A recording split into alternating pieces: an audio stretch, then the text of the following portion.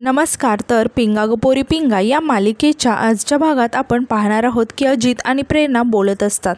तितक्यात आता अजितला फोन येतो.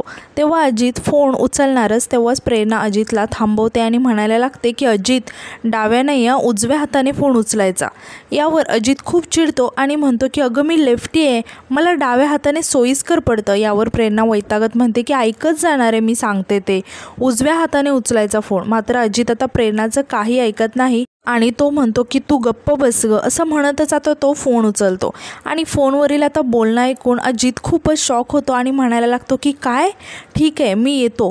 तेव्हा आता अजितला असं टेन्शनमध्ये आणि शॉक झालेलं बघून प्रेरणा अजितकडे बघायला लागते आणि विचारायला लागते की काय झालं अजित. यावर आता अजित सांगायला लागतो की आपल्या कॅफेमध्ये भाजी सप्लाय करतो ना, तो भाजीवाला ट्रकचा त्या ॲक्सिडेंट झाला आहे. तेव्हा प्रेरणा खूप टेन्शनमध्ये येते आणि अजित आता सांगतो की त्या ड्रायव्हरला खूप लागले आणि त्या गाडीमध्ये रघुसुद्धा होता. हे ऐकून प्रेरणा अजितवर खूपच चिडते आणि म्हणते की बघ, मी तुला सांगत होते ना की डाव्या हाताने फोन उचलू नकोस, माझं ऐकलं नाहीस ना आणि झालं ना हा अपशकून. तेव्हा आता अजित प्रेरणावर ओरडत म्हणतो की अगं इथे काय चाललं आहे आणि तुझं नक्की काय चालू आहे, डाव्या हाताने फोन उचलला म्हणून झाला का ॲक्सिडेंट, त्याला ना अंधश्रद्धा म्हणतात प्रेरणा. यावर आता प्रेरणा म्हणते की अंधश्रद्धा कसली, आता डोळ्यासमोर पुरावा आहे ना, तरी तू मान्य करायला तयार नाही आहेस. मी सांगत होते, माझं तू ऐकलं नाहीस ना आणि लगेचच मिळाली ना बातमी. यावर आता अजित म्हणतो की अगं योगायोग म्हणतात याला, जगात हजारो माणसं डाव्या हाताने फोन उचलतात प्रेरणा. आणि तो ओरडत म्हणतो की मग त्यांच्या होतात का ॲक्सिडेंट. हे बघ, माझी पण श्रद्धा आहे स्वामींवर आणि श्रद्धा म्हणजे विज्ञान, सत्य आणि विवेकाने जगणं, कशाचाही कशाला संबंध लावणं नाही. यावर आता प्रेरणा म्हणते की विवेकाने जगण्याच्या नावाखाली डोळ्यासमोर जे आहे तेही ॲक्सेप्ट करायला तयार नाही आहेस का तू, आणि तू आता माझ्याशी वाद घालत बसू नकोस, तिथे हॉस्पिटलमध्ये तुझी जास्त गरज आहे. तेव्हा अजित आता लगेचच तिथून निघून जातो. तर इकडे प्रेरणा खूपच टेन्शनमध्ये आलेली असते. तर दुसरीकडे आपण पाहतो की मनोज थोडासा उदास असतो आणि तो काहीतरी विचार करत असतो. आणि आता तो मनातच म्हणतो की कालपर्यंत जी पुष्पा वहिनी मला घरात सगळ्यांची काळजी घेणारी, प्रेम करणारी वाटत होती, तीच आता मला ब्लॅकमेल करते. आणि तो म्हणायला लागतो की महेंद्र दादाचा संसार धोक्यात आहे, पण दादा पण तर चांगला नाही आहे ना. आणि परत तो टेन्शनमध्ये म्हणतो की पण हे सगळं जर का वल्लरीला कळलं तर, नाही तिला खूप मोठा धक्का बसेल. आता तितक्यातच तिथे पुष्पा येते आणि मनोजला आवाज देते. तेव्हा आता मनोज पुष्पाकडे बघायला लागतो आणि विचारतो की वहिनी तुम्ही इथे. तेव्हा पुष्पा म्हणते की शैतान का नाम लियावर शैतान हाजीर, असं झालं का तुमचं, तुमच्या डोळ्यात स्पष्ट दिसते भाऊजी तुमच्या मनात काय चाललंय ते, त्यामुळे यापुढे लक्षात ठेवायचा भाऊजी. माझ्या नवऱ्याचा असा अपमान झाला ना तर वल्लरीला तुमच्याबद्दल सगळं सांगून टाकीन हा. यावर आता मनोजला खूपच राग येतो आणि तो पुष्पाला म्हणायला लागतो की वहिनी ब्लॅकमेल करताय का तुम्ही मला, हे बघा झाल्या प्रकाराबद्दल मी तुमची माफी मागितली आहे. तितक्यातच आता तिथे वल्लरी येते आणि या दोघांकडेही बघत विचारायला लागते की काय चाललंय तुमचं इथे. आणि ती त्यांच्याजवळ येऊन विचारते की काय बोलताय तुम्ही दोघं. यावर आता पुष्पा नाटक करत म्हणायला लागते की वल्लरी, अगं भाऊजी माझी सारखीच माफी मागतायत, मी म्हटलं त्यांना की झालं गेलं विसरा, आता मागचं सगळं विसरून गैरसमज दूर करून आता नव्याने सुरुवात करूया. तेव्हा वल्लरी खुश होत म्हणते की अरे वा, ही तर खूपच चांगली गोष्ट आहे आणि आपल्याकडे तर आता चांगलं निमित्तसुद्धा आहे, आपल्या घरी बाप्पाचं आगमन होणार आहे ना, मग आपण आज ना मखर बनवायला सुरुवात करूया. आणि ती मनोजला विचारते की सगळेजण एकत्र बनवूया ना मखर. यावर मनोजसुद्धा मान डोलावून हो म्हणतो. तर पुष्पासुद्धा म्हणते की हो, हे चांगलं आहे बघ, चल लवकर आपण तयारी करूया. असं म्हणून आता त्या दोघीही तिथून निघून जातात. तर दुसरीकडे हर्षित साफसफाई करत असतो आणि हे बघून आता तेजा वैतागत म्हणते की हर्षित काय रे, सकाळ सकाळ पसारा काढलायस. तेव्हा हर्षित म्हणतो की तेजा, तू ना या सगळ्या घराचा कबाडखाना बनवून ठेवला आहेस, अजिबात काही आवरलेलं नाही आहे, नुसता पसारा झाला आहे.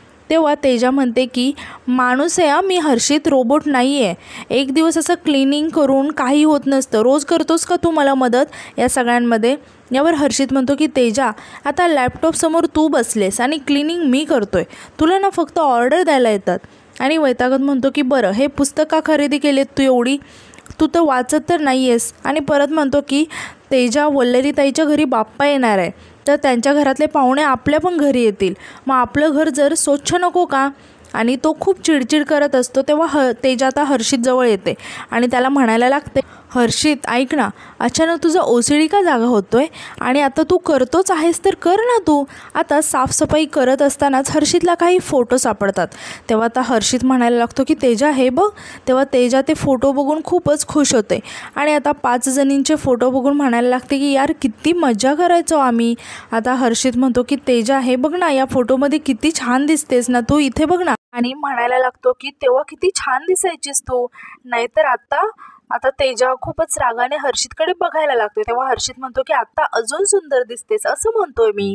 आता फोटो बघत असतानाच हर्षितला अचानक त्याचा आणि मिठूचा फोटो दिसतो. तेव्हा हर्षित थोडासा शांत होतो. तेव्हा तेजाचंही लक्ष त्या फोटोकडे जातं. तेव्हा तेजाही थोडीशी शांत होते आणि परत हर्षितला म्हणायला लागते की हर्षित हे बघ, मला माहिती आहे तुझ्या मनात आता मिठूबद्दल काहीच फिलिंग्ज नाही आहेत, पण माणूस म्हणून तुला कधी प्रश्न नाही का पडत रे की मिठू कुठे असेल, काय करत असेल. आता हर्षित काहीतरी बोलणार तितक्यातच तिथे वल्लरी येते आणि हे सर्व पसारा बघून म्हणायला लागते की अरे देवा, हे काय करून बसलाय तुम्ही, किती पसारा करून ठेवलाय.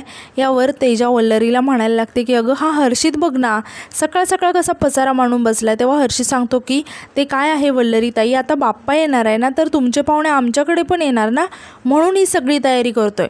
यावर वल्लरी म्हणते की पण आता बाप्पा येतील त्याची तयारी नको का करायला, डेकोरेशन वगैरे कोण करायचं.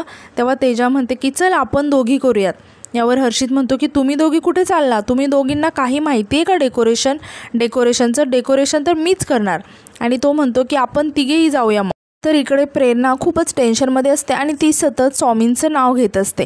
आता तितक्या डोरबेल वाजते. तेव्हा प्रेरणा लगेचच अजित आला असं म्हणून दरवाजा उघडते, तर अजितच आलेला असतो.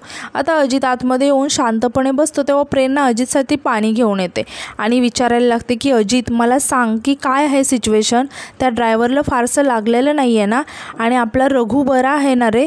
तेव्हा अजित सांगतो की रघु बरा आहे, फारसं लागलेलं नाही आहे त्याला, पण आपलं थोडंसं नुकसान झालं आहे. म्हणजे आपल्याला तो भाजीपाला सप्लाय करतो ना, त्याच्याबरोबर वाद झाला माझा, कारण त्याचा माणूस दारू पिऊन गाडी चालवत होता, सुनावलं मी त्याला, मग भांडण झालं. हे ऐकून प्रेरणा अजून खूप टेन्शनमध्ये येते आणि म्हणते की याला काय अर्थ आहे, चूक त्या माणसाची आहे ना, आणि भांडला तुझ्याशी तो, हे बरोबर नाही आहे.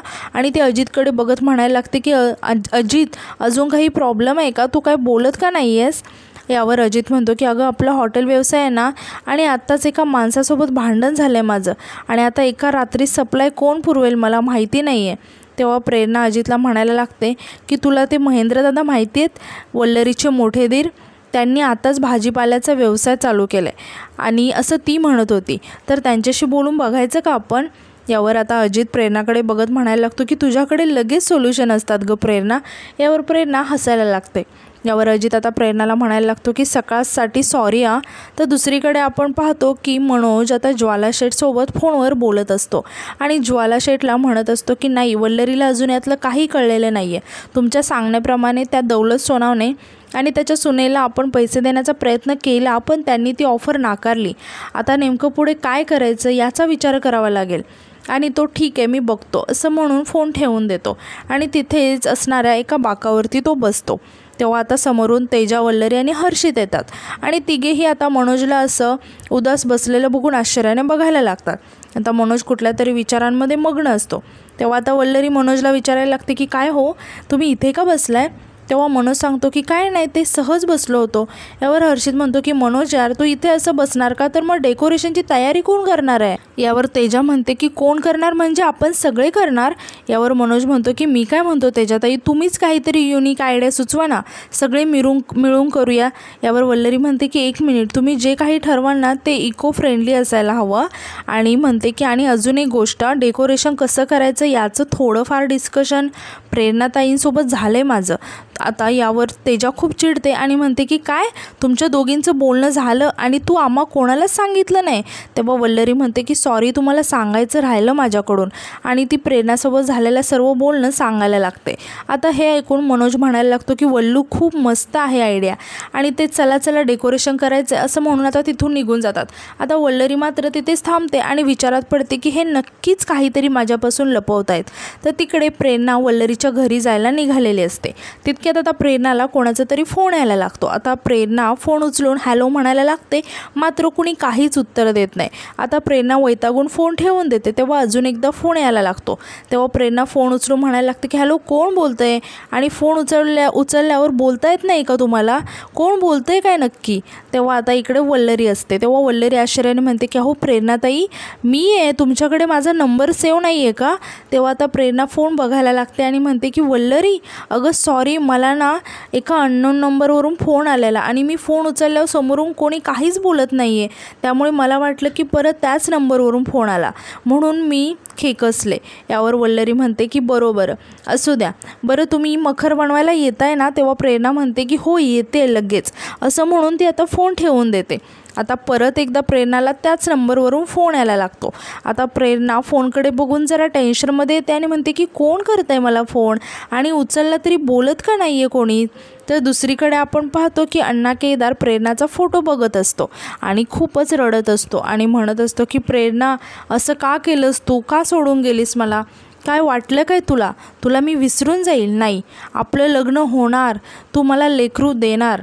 आता तितक्या तिथे पुष्पा येते आणि रागानेच अण्णा केदारच्या हातातून फोन खेचते आणि बाजूला फेकून देते आणि म्हणायला लागते की इतकी वर्ष झाली अजून डोक्यातून ती प्रेरणा जात नाही आहे का तुमच्या, आणि म्हणते की तुम्ही विसरला का, मला वचन दिले तुम्ही लग्नाचं। तेव्हा अण्णा केदार पुष्पाला म्हणायला लागतो की पुष्पा तू कशाला टेन्शन घेते, अगं पुष्पा माझ्या दिलाची राणी आहे तर तूच आहेस ना। कसं आहे माहिती आहे का, एकदा का प्रेरणाने मला लेकरू दिलं की माझा बदला पूर्ण होणार। यावर पुष्पा म्हणते की तुमच्या त्या बदल्यासाठी त्या बावळट महेंद्रसोबत लग्न करायला लागलं मला। तेव्हा अण्णा केदार म्हणतो की पुष्पा मला ना सगळं कळतं आहे की तुझी ना त्या घरामध्ये राहून घुसमट होत, पण त्याचं टेन्शन नको घेऊस। आज ना एकदम भारी डाव खेळलो आहे मी। काय केले माहिती आहे का, त्या प्रेरणाच्या हॉटेलमध्ये भाजीपाला घेऊन जाणारा ट्रक आहे ना, तो ना मी पलटवून टाकला, असं म्हणून अण्णा केदार मोठ्याने हसायला लागतो। तेव्हा पुष्पा म्हणायला लागते की हां मग त्याने काय होणार। यावर अण्णा केदार म्हणतो की काय होणार, आता जर एका हॉटेलमध्ये भाजीपाला घेऊन जाणारा ट्रकच नाही जाणार तर भाजीपाला कोण घेऊन जाणार। तेव्हा आता हे ऐकून पुष्पा खूप खुश होते आणि म्हणते की कोण घेऊन जाणार, आम्ही घेऊन जाणार भाजीपाला, असं म्हणून पुष्पा आनंदाने हसायला लागते। तेव्हा अण्णा केदार म्हणायला लागतो की पुष्पा आता एकच काम करायचं, भाजीपाल्याच्या निमित्ताने आता त्या प्रेरणाच्या हॉटेलमध्ये शिरायचं, घरात शिरायचं, आयुष्यात पण शिरायचं, आणि घरात शिरल्यावर घूस पोखरून काढते की नाही तसं पूर्ण आयुष्यच पोखरून काढायचं। तेव्हा पुष्पा म्हणते की तुम्ही सांगताय ना तसंच होणार आणि आत्ता खरी मजा येणार, असं म्हणून ती हसायला लागते। आणि आजचा एपिसोड इथेच संपतो। तर उद्याच्या एपिसोडमध्ये आपण असं पाहणार आहोत की सर्वजण आता गणपती बाप्पासाठी मखर बनवत असतात आणि सर्वजण त्याची तयारी करत असतात आणि त्यांची थीम असते स्त्री शक्ती। आता मनोज म्हणतो की मखर कमाल झाली, घर संसार रीती परंपरा हे सगळं निगुतीने सांभाळत आपलं स्वतःचं स्वप्नसुद्धा पूर्ण करत असतात या बायका, एवढी एनर्जी येते कुठून यांच्यामध्ये। तेव्हा आता पुष्पा हे ऐकून पुष्पाला खूपच राग येतो आणि ती मनातच म्हणते की कौतुक सोहळा सुरू आहे नुसता, फक्त टाळ्या वाजवायच्या बाकी आहेत, असं म्हणतच ती खूपच रागात या सर्वांकडे बघत असते। आणि आजचा एपिसोड इथे संपतो। तर आजचा एपिसोड तुम्हाला कसा वाटला हे कमेंटमध्ये नक्की सांगा आणि उद्याच्या नवीन एपिसोडसाठी आपल्या चॅनलला सबस्क्राईब करा। धन्यवाद।